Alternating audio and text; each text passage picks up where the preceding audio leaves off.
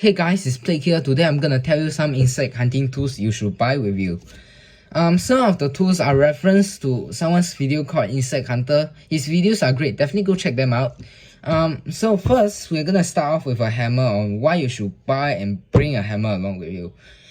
Hammers are good for people like me who love to search in rotting logs because there's a lot of insect you can find in there. Some of the insect I found before are stag beetle, centipedes, and spiders. These few things are most commonly. I heard some other stuff you can find are scorpions, rhinoceros beetle, some of them are very large rhino beetle, and Altus beetle. There's some other stuff that you can also find in logs, for example ants and termites, which isn't actually very good for you. I will explain this in another video why ants and termites aren't good if you find them in a log. Okay, now we're gonna move on to the next item.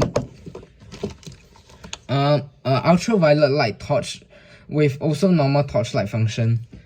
You need this for you to check inside cracks of trees or buildings for you to find things. Mostly because when you look inside some cracks, it's very dark inside, you can't find any insect or arachnids. So you use this. It will help you see in the crack when you use the normal light function. Then when you see the insect, you can collect it much more easily and use your hammer or whatever else's tool you want to use and work inside and crack open that place to pluck it out or grab it out, depending on what insect.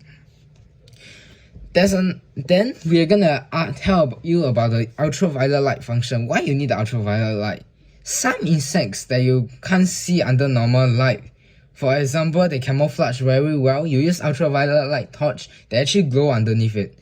There's a few things, for example, there's scorpions, there's millipedes, and there's a few types of spiders. And yeah, and this will help you see them clearly. Remember, things that don't glow under UV light, right?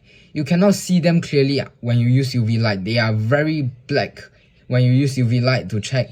I tried a few times before, but they are very black when they don't glow under UV light. For example, of some of the insect can be certain type of spiders, certain type of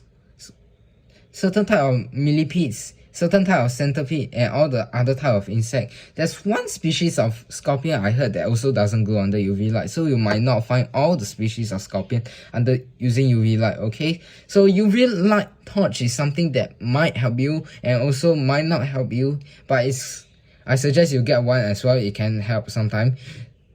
Remember, the normal function is also very useful. The next thing we're gonna move on is with gloves.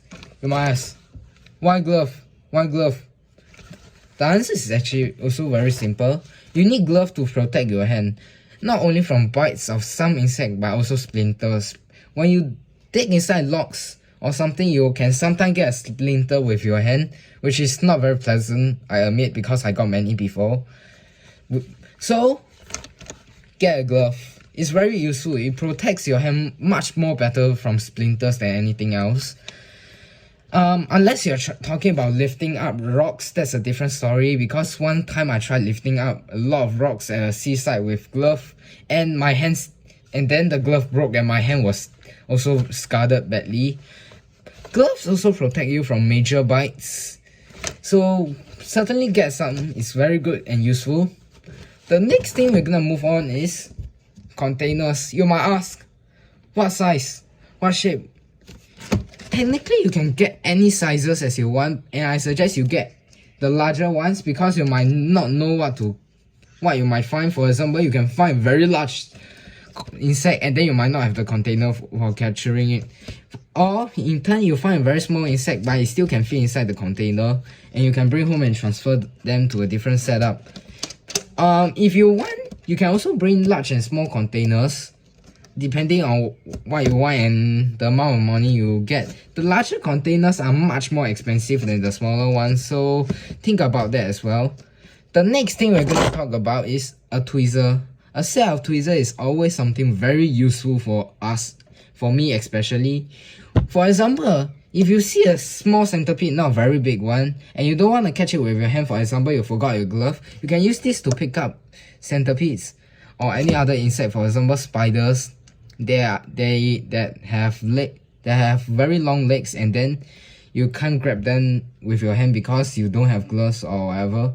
But be careful, some insects are still large enough to turn around and bite you, or their legs they can break off their legs and then run away, or break off their legs and bite you as well. So be careful of that.